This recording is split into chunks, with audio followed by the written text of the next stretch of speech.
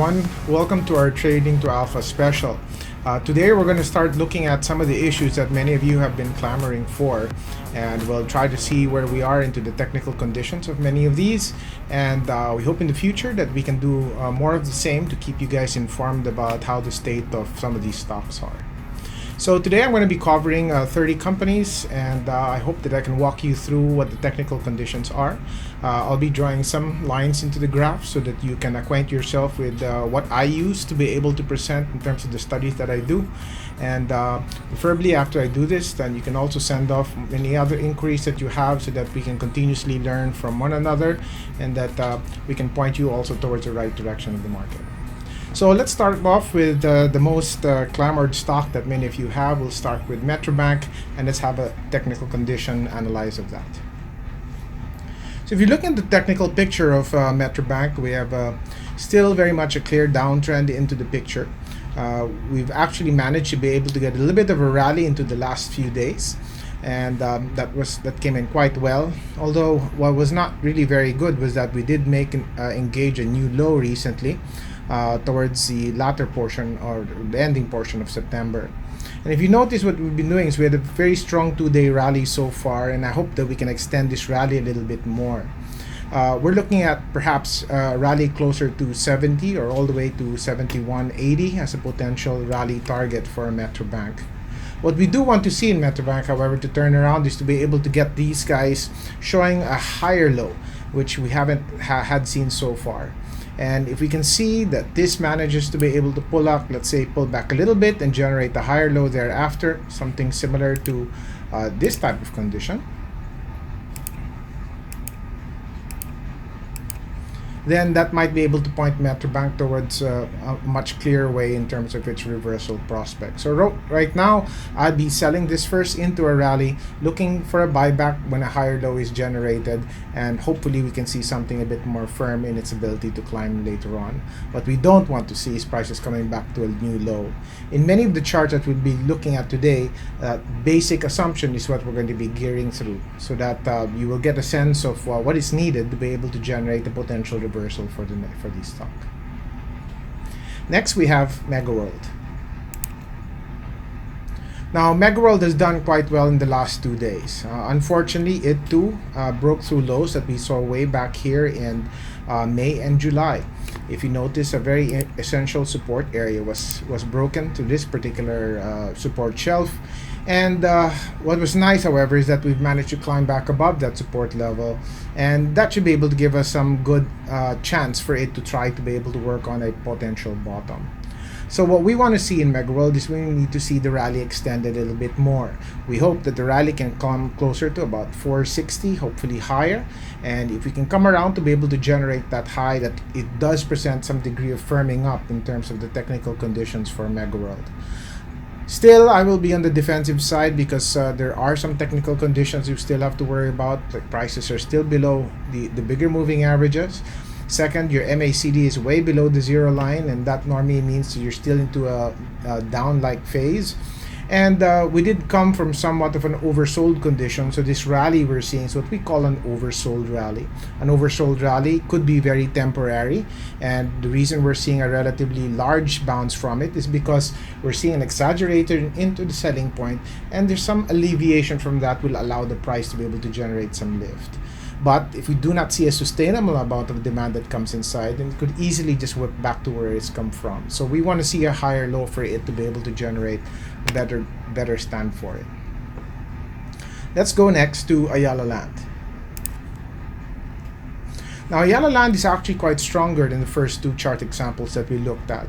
The nice thing about what Ayala Land did is the pullback that it's generated from its 45 peso eye up here managed to only go down so far half the distance and what you've seen in MegaWorld and what we've seen in Metrobank. And this means that we're actually looking at a very stronger condition for the stock. But we are in a corrective mode. If you notice that we do have a bit of a trend line break here, and what we want to be able to hold on for now is to make sure that this 40 or 39.80 level does not break. As we do get a break of that, then we might see a little bit more downside into this, maybe even coming all the way closer to about 37.50 or slightly lower than that. But hopefully we will stay above the July lows that we've come in. Clearly, Ayala Land is a stronger contender for it to be able to make a rally later on, and so I think any dips from Ayala Land might be something you might want to be able to look to buy into, but a little bit more gradually rather than too aggressively. So I'm quite still happy with the way Ayala Land is turning out. MPI. Now, Metro Pacific Investments has actually done well in terms of generating a reversal condition. If you notice the chart pattern that we have over here, this seemingly triangle-like formation that I've drawn is called a falling wedge. Now, this is a pattern that's actually quite bullish. It tells you that a lot of people have sold their positions but have been showing some gradual accumulation into the issue. And this is a typical type of what we call a reversal pattern that usually enforces the ability for a stock to bottom out. And thereafter, we've seen quite a bit of a healthy rally coming from 4 pesos and 30 cents, which rallied all the way up to about 5.55, and now we're seeing a little bit of a pullback into the price. This is to be expected even if it did break the short-term uptrend line, but as long as it does not magnify itself and fall back closer to the previous low, then the potential for MPI to move on will still be there. So again, what we want to see is a limited retracement, preferably standing over 470 if possible, or if it breaks 470, maybe by not so much, maybe even to 460, that's still good. And if prices can recover after that, then MPI should be well on its way to producing the rally. So I would be in the camp of also buying this into a dip and do it gradually, and hopefully we don't get any break of any major lows after that. So we'll keep an eye on that MPI for now. Bloomberry. Now, Bloomberry is a little weak. If you notice the channel that I'm going to draw now,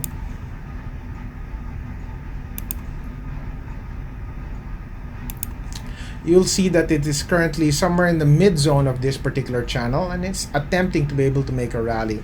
But the breach of the low that we saw in July did take off a little bit of support from its feet, and it's because of this that we've been seeing a cascade lower for Bloomberry. Now, I think if you are into this, and you would have to make a very hard decision whether this is the right stock for you as of the moment. The technicals are still pointed quite bearishly into that trend, and right now I would still be in a camp to sell on rally until I see a much more solid reversal come into place. If you are very much on the longer term streak, you probably want to buy this very, very gradually, especially if you see any price pullbacks that are off of hasty maneuvers. I wouldn't put too aggressive positions into Bloomberry right now. I would rather wait for a potential reversal to do this, and right now I still don't see quite hefty evidence of that. So maybe just lighten down first when you can into a rally for Bloomberry, and look to position when you see prices falling closer to the lower end of where this channel currently sits. Then we have Semirara. Now, Semirara also put itself into a new low recently after faltering through the support that we saw last in May. If you look at the bigger picture for Semirara, the trend has just reawakened its decline, and it's because of that our aggressiveness has to be a little bit toned down. Again, we are also waiting for potential reversal of a trend pattern to be able to work itself back here, but as of where we are currently, you'll still quite see that the trends are down from the highs that it's made. And until prices can break above that downtrend line, you're going to see some heavy pressure whenever Semirara tries to be able to make a recovery. So right now, what I would do is, if I see any major recoveries or rebounds from Semirara, we'll lighten up first and use any support rebounds maybe later to try to reposition up. But just like Bloomberry, I cannot be too aggressive yet because no major reversal has been pointed out from this particular stock as of yet. Ayala Corporation. Now, Ayala Corporation is actually trading within a big horizontal band, and given that particular band, which looks something like this, I would be looking to buy on the lower sides, just like where it's come from recently. There might be a good opportunity to get a trading position in here.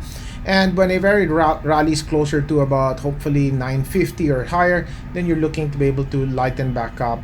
Because since you're given a sideways pattern to trade, then we range trade this pattern until something changes. What we want to just be very careful about is that just in case any support lapses do take place, and we're ready to be able to act into the defensive of that. So right now I'm okay to buy in the lower end of this range and look to be able to sell either in mid rally stage or in the high band of this particular area pattern if possible. FGEN. The FGEN has actually been doing quite a-okay. It's quite notorious for trending against many other issues. So now that many issues are quite depressed, it seems to have its flavor of the month, and it's actually been moving quite decently in terms of generating its advance. If you notice the upward channel that I've drawn right now, it seems to be following it quite well. So support structures are closer to about 1630 or 1640. So if you're looking for a particular purchase, it should be closer to that particular range.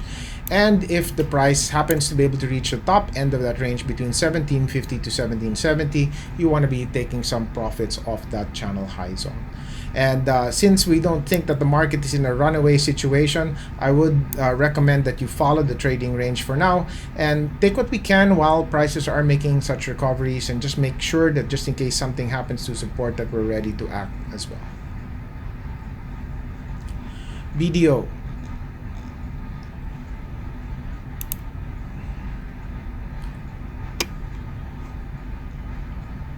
If you notice, a very big rally take place in BDO recently.